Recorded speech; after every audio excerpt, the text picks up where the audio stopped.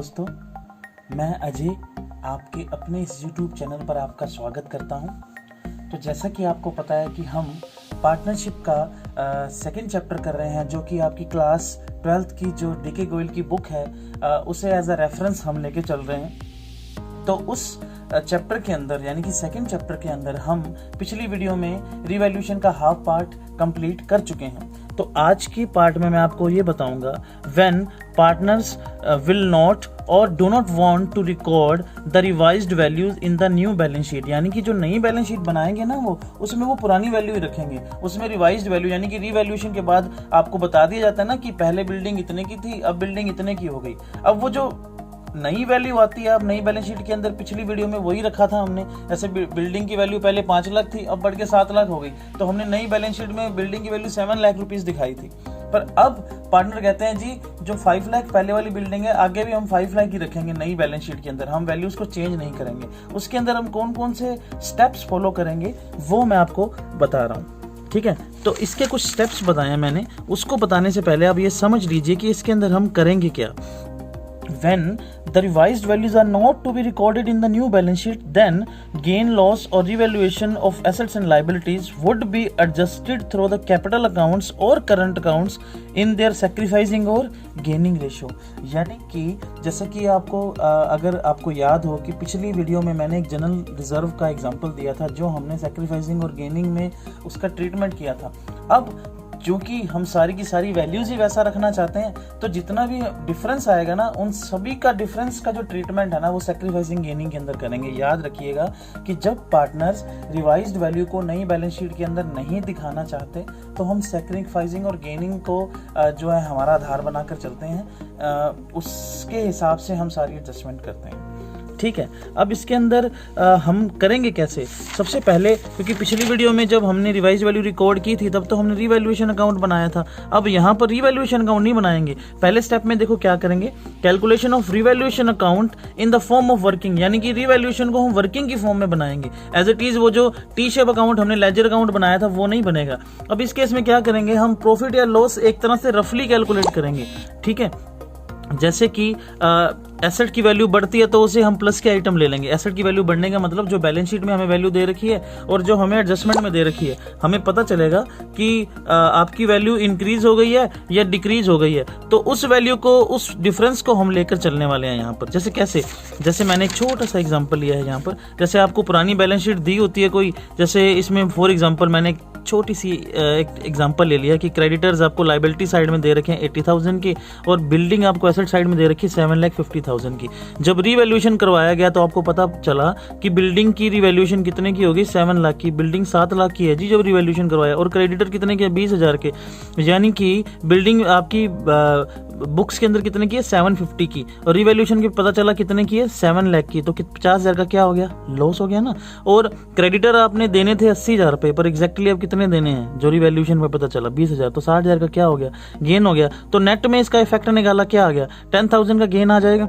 50,000 का लॉस है, 60,000 का गेन है, तो नेट में 10,000 का लॉस आ गया, 10,000 का गेन आ गया। तो अब ये 10,000 हमने कैलकुलेट करना है पहले स्टेप में, सभी एसेट्स और लायबिलिटी को कंपेयर करके नेट में इफेक्ट निकालना रिवैल्यूएशन का कि हमें प्रॉफिट हो रहा है या हमें लॉस हो रहा है, ठीक है। सेकंड स्टेप में हम क्या करेंगे, देखेंगे अगर हमें बैलेंस शीट के अंदर कुछ रिजर्व्स दे रखे हैं तो उनका ट्रीटमेंट करने के लिए हमें क्वेश्चन में क्या बोल रखा है।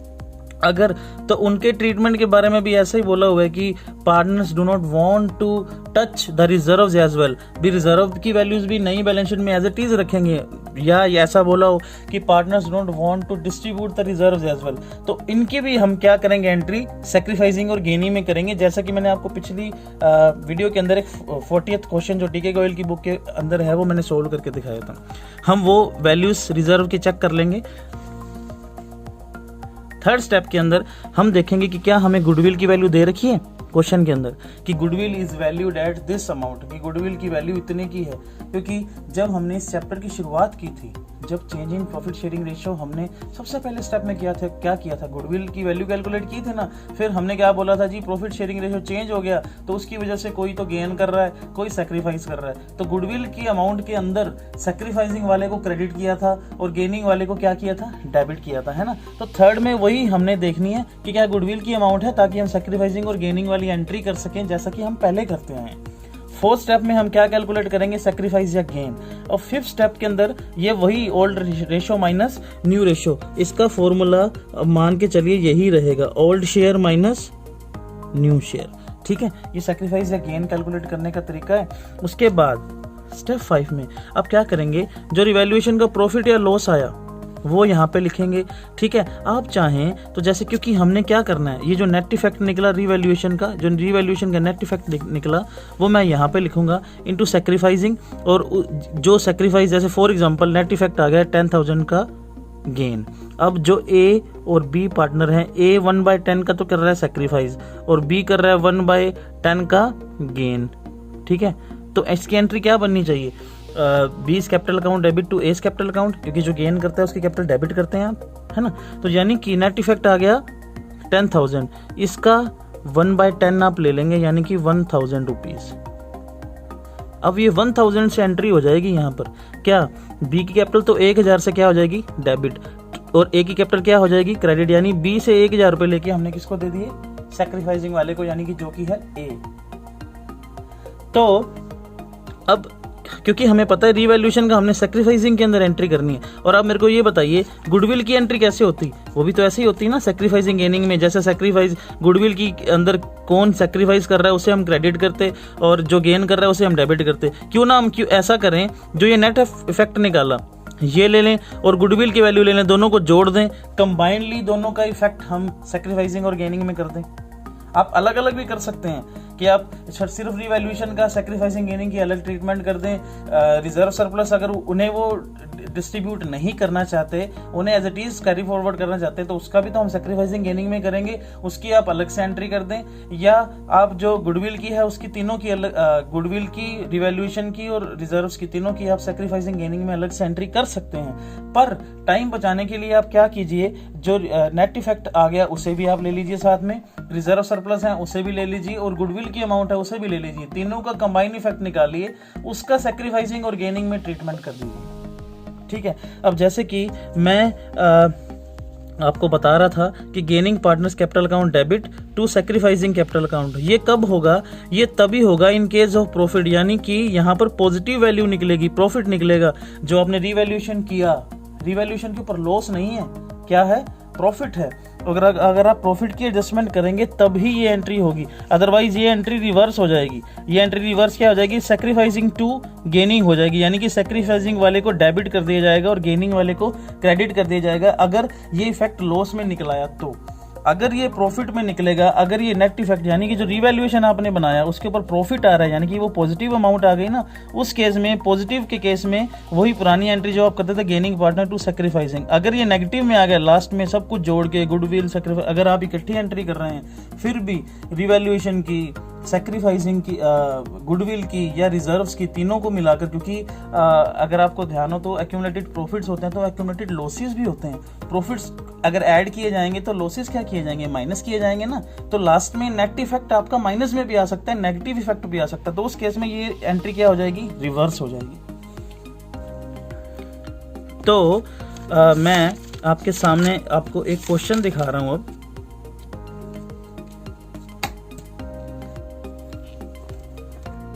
जो कि है डीके गोयल की बुक का ही क्वेश्चन। डीके गोयल महाराज की जय हो, क्योंकि बहुत अच्छे अच्छे क्वेश्चन हैं इस बुक में। हम उस क्वेश्चन को देख रहे हैं कि ये जो अनसॉल्व्ड क्वेश्चन नंबर है 44, आपकी बुक का नए लेटेस्ट एडिशन का 44th क्वेश्चन है, अनसॉल्व्ड क्वेश्चन, मैं उसे आपको करवा रहा हूँ, जिसमें देखिए Anshu and Anupama are partners in a firm sharing profit and losses in the ratio of 2:2:1। ठीक है जी। The balance sheet as at March 31, 2019 was as follows. 31 मार्च 2019 को उनकी बैलेंस शीट दे रखी है जी। लाइबिलिटीज दे रखी है, एसेट साइड दे रखी है, लैंड 2 लाख की, बिल्डिंग 80,000 की, ये आपको बैलेंस शीट दे रखी है।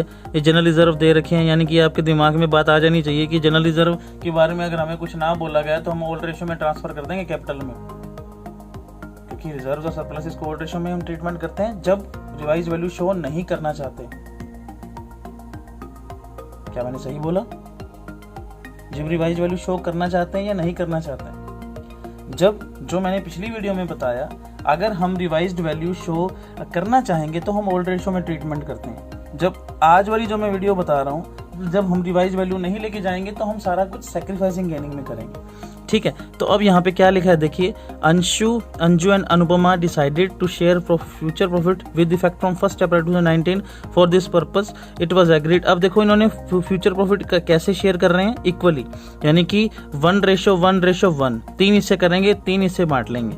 ठीक है, कब से? 1 अप्रैल 2019 से। अब it was agreed that goodwill of the firm should be valued at 60,000। Goodwill firm की हमें दे रखी है क्वेश्चन में 60,000 रुपीज, यानी कि इसका तो स्टार्टिंग से जैसे सैक्रिफाइसिंग और गेनिंग में ट्रीटमेंट होता था वही करना है। ठीक है, अब land will be revalued at 3 lakh rupees. अब 2 लाख की लैंड हमें पुरानी बैलेंस शीट में दे रखी है, रिवैल्यूएशन में पता चला कितनी वैल्यू है, 3 लाख, तो 1 लाख का प्रॉफिट हो गया। ठीक है, and the building and plant should be depreciated by 5%। अब बिल्डिंग 80,000 की है, प्लांट 160 के, दोनों पे 5% की दर से क्या लग जाएगा? डेप्रिसिएशन लग जाएगा। तो डेप्रिसिएशन से वैल्यू बढ़ती है या घटती है? घटती है, तो ये लॉस हो जाएगा। ठीक है, स्टॉक भी वैल्यूड एट ₹2,25,000। अब स्टॉक दे रखा है 2,10,000 का। अब है रिवैल्यूएशन पे वैल्यू कितनी? 2,25,000, तो 15,000 का क्या हो गया? गेन हो गया, प्रॉफिट हो गया आपको।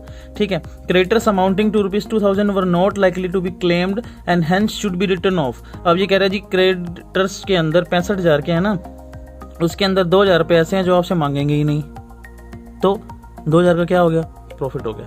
अब you are required to record the necessary journal entries to give effect to the above agreement without opening revaluation account। अब रिवैल्यूएशन अकाउंट नहीं खोलना, अब आपको यहाँ से क्लियर हो गया कि रिवैल्यूएशन अकाउंट जब नहीं खोलना होता तब हमें क्या करना होता है?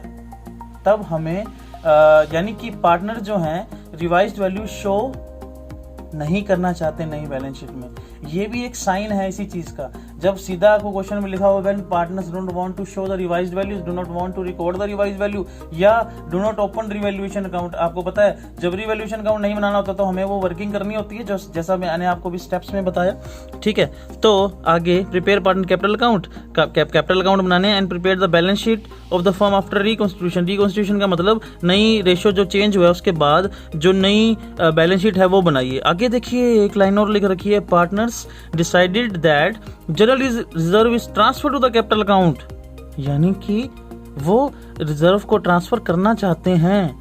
यानी कि नई बैलेंस शीट में अब रिजर्व आपको बैलेंस शीट में दिखाई नहीं देगा, क्योंकि ये पार्टनर्स बांट लेंगे इसे। ये पुराना ही टॉपिक है। जैसे जनरली हम क्या करते थे, ओल्ड रेशियो में उनकी कैपिटल अकाउंट में ट्रांसफर करते थे ना, तो जनरल एंट्रीज आपने की थी, ये वही बात बोलती है। यहाँ पर भी इस क्वेश्चन के अंदर भी 2 क्वेश्चन का कॉम्बिनेशन है, यानी कि रिवैल्यूएशन वाली तो वो रिकॉर्ड मतलब नई बैलेंस शीट में नहीं करेंगे, पर जनरल रिजर्व कह रहे हैं जी पुराना ट्रीटमेंट करो जो करते थे आप, ओल्ड रेशियो में ट्रांसफर करते थे। ठीक है, तो इसके लिए हम whereas revised value assets and liability are not to be recorded in the books, देख ली क्लियर कट वे में लिखा हुआ है। तो चलिए हम इस क्वेश्चन को करते हैं धीरे धीरे। मैं आपको इसका जो है मैं चाहूंगा कि आप साथ साथ अपने एक बुक ओपन कर लीजिए ताकि आप जो है इसको क्लियरली कर पाएं। अब देखिए मैंने क्या किया, जो अंशु का और अनुपमा का जो ओल्ड शेयर था उसमें से न्यू शेयर माइनस करके, क्योंकि मैं वर्किंग दिखा रहा हूँ आपको, ठीक है, मैं यहाँ पे सैक्रिफाइसिंग और गेनिंग की एंट्री करूंगा। अब जनरल रिजर्व मैंने लिखा है, general reserve should be transferred in old ratio, क्योंकि उसका तो बोला ही है कि वो कैपिटल अकाउंट में ट्रांसफर करना चाहते हैं, और कैपिटल अकाउंट में ट्रांसफर करेंगे तो किस रेशियो में करेंगे, ओल्ड रेशियो में करेंगे। ठीक है, तो old ratio minus new ratio share करके मैंने ये सैक्रिफाइसिंग गेनिंग वाला पार्ट कंप्लीट कर लिया। 2/5 उनका ओल्ड रेशियो था, 2:2:1। अब 1:1 करेंगे, यानी कि 1/3 हो गया इनका न्यू। तो ये मैंने 15 एलसीएम ले लिया, 6 - 15, यानी कि ओल्ड पुराना 6 है, नया 5 है, तो सॉरी ये 1/15 का क्या आ गया, सेक्रीफाइस आ गया। पहला 6 मिल रहा था, अब 5 मिल रहा है, यानी कि 1 का सेक्रीफाइस आ गया ना, है ना। और उसके बाद जो नया है ये भी 1/15 का क्या आ गया, सेक्रीफाइस आ गया, क्योंकि 2/5 ही है नेक्स्ट का भी और 1/3 है न्यू रेशो, तो ये भी 1/15 क्या आ गया, सेक्रीफाइस। अब ये गेन आ गया भैया, पहले 3 मिलता था अब 5 मिल रहा है, यानी कि -2 का आंसर आ गया, यानी कि पहले से ज़्यादा मिल रहा है इसको, ये गेन कर रहा है। ठीक है, यानी कि अनुपमा जो है 2/15 का गेन कर रही है, अंशु और अंजू जो है 1/15 का क्या कर रहे हैं, सेक्रीफाइस कर रहे हैं। यानी कि जो गेन कर रहा है तो इसकी कैपिटल क्या होनी चाहिए, अब डेबिट होनी चाहिए ना, और इन दोनों की क्या होनी चाहिए, क्रेडिट। यानी कि इससे लेके इन दोनों में बांट देंगे। ठीक है, अब मैंने वर्किंग बनाई है रिवैल्यूएशन की। जैसे देखा था ऊपर वैल्यू हमें दे रखी थी, लैंड की जो वैल्यू दे रखी थी हमें बैलेंस शीट के अंदर, आप चेक कीजिए 2 लाख रुपीस दे रखी है, और रिवैल्यूएशन के अंदर हमें बैलेंस शीट वैल्यू दे रखी है 3 लाख रुपीस, तो 1 लाख का क्या हो गया, गेन हो गया ना। तो gain due to increase in the value of land 1 lakh rupee. अब loss due to decrease in the value of building for charging depreciation, हमने डेप्रिसिएशन बिल्डिंग पे भी लगाया और प्लांट पे भी लगाया, 4000 और 8000 का लॉस हो गया हमें। ठीक है, तो मैंने ये ब्रैकेट में लिखने का मतलब है ये माइनस की है, ये लॉस की चीज़ें हैं। उसके बाद स्टॉक 15,000 का, क्योंकि हमें बैलेंस शीट में 2,10,000 का 2,10,000 का दे रखा है, और जो हमें रिवैल्यूएशन के अंदर स्टॉक की वैल्यू दे रखी है 2,25,000 रुपीज़, तो 15,000 का क्या हो गया, गेन हो गया। तो ये प्लस की आइटम आ गई।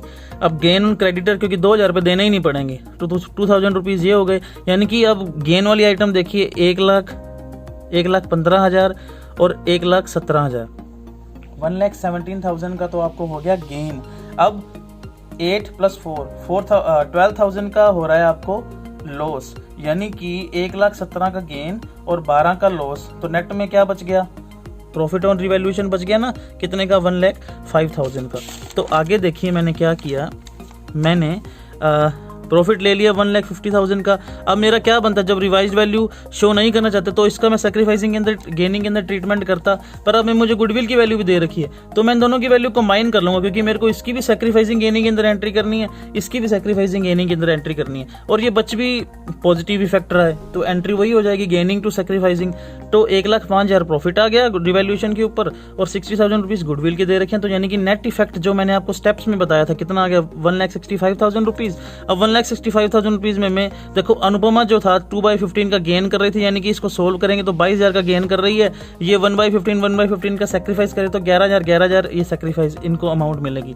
यानी कि अनुपमा से लेकर 22,000 रुपये, 11,000 इसको दे देंगे अंजू को, और 11,000 अंशु को दे देंगे। ठीक है, इसके बाद हम बनाते हैं इसका कैपिटल अकाउंट, पर इससे पहले मैं आपको इसकी जनरल एंट्रीज बता देता हूँ, क्योंकि जो रिजर्व की एंट्री थी वो क्या हो जाएगी, जनरल रिजर्व अकाउंट डेबिट 48,000, क्योंकि आपको बैलेंस शीट में अगर आप चेक करेंगे तो जनरल रिजर्व 48,000 में दे रखे हैं, और नीचे बोला हुआ है कि वो जनरल रिजर्व को ट्रांसफर करना चाहते हैं। तो जनरल रिजर्व को जब वो ट्रांसफर करना चाहते हैं तो किस रेशो में ट्रांसफर करेंगे, आप ओल्ड रेशो में करेंगे ना, तो ओल्ड रेशो में यानी कि 2:1 में आप इसको ट्रांसफर कर देंगे।